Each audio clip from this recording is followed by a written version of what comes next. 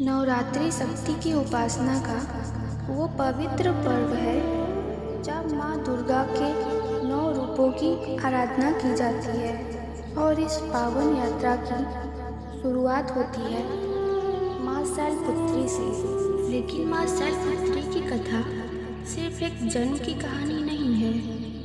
ये प्रेम, त्याग, अपमान और पुनर्जन्म की ऐसी गाथा है जो आत्मा को छू जाती है। बहुत समय पहले प्रजापति राजा दक्ष के घर एक कन्या का जन्म हुआ जिसका नाम रखा गया सती। सती बचपन से ही अलग थी।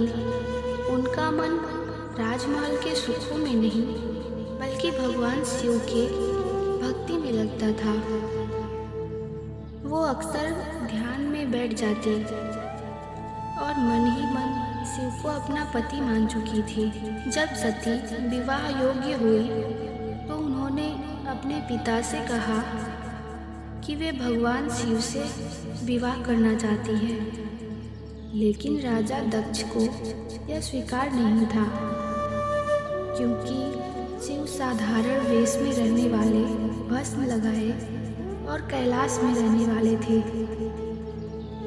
फिर भी सती ने कठोर तपस्या की।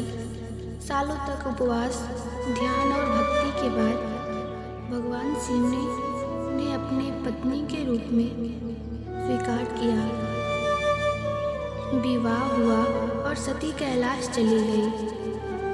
समय बीतता गया लेकिन राजा दक्ष के मन में शिव के प्रति वही घृणा और अहंकार बढ़ता गया।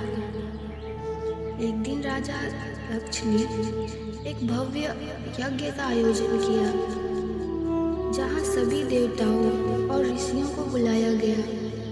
लेकिन उन्होंने जानबूझकर शिव और सती को निमंत्रण नहीं भेजा।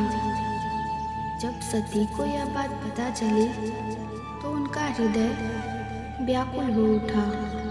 उन्होंने शिव जी से कहा, पिता का घर है, मुझे जाने से कोई नहीं रोक सकता। शिव जी ने समझाया, जहाँ सम्मान ना मिले वहाँ जाना उचित नहीं। लेकिन सती नहीं मानी और अकेले ही यज्ञ में पहुँच गई।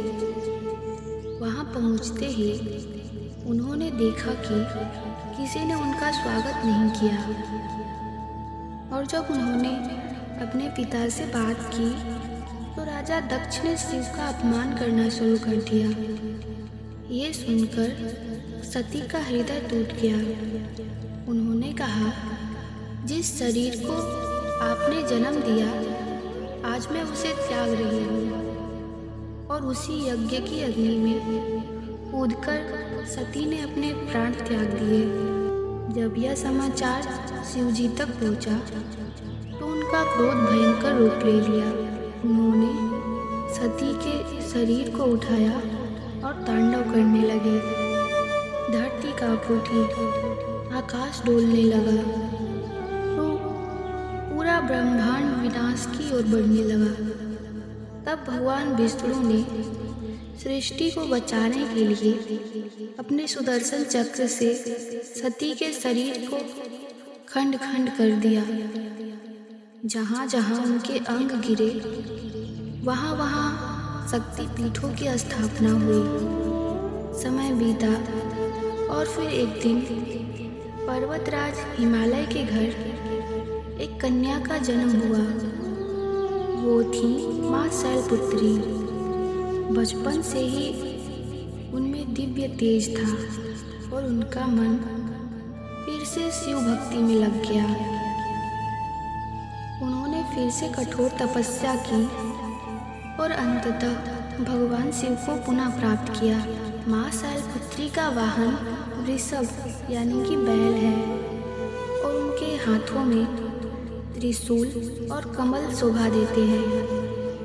नवरात्रि के पहले दिन जो भक्त सच्चे मन से उनकी पूजा करते हैं उन्हें जीवन में स्थिरता, शक्ति और सफलता का आशीर्वाद मिलता है। ये कथा हमें सिखाती है कि सच्चा प्रेम कभी समाप्त नहीं होता और सच्ची भक्ति हर जन्म में अपना फल देती है।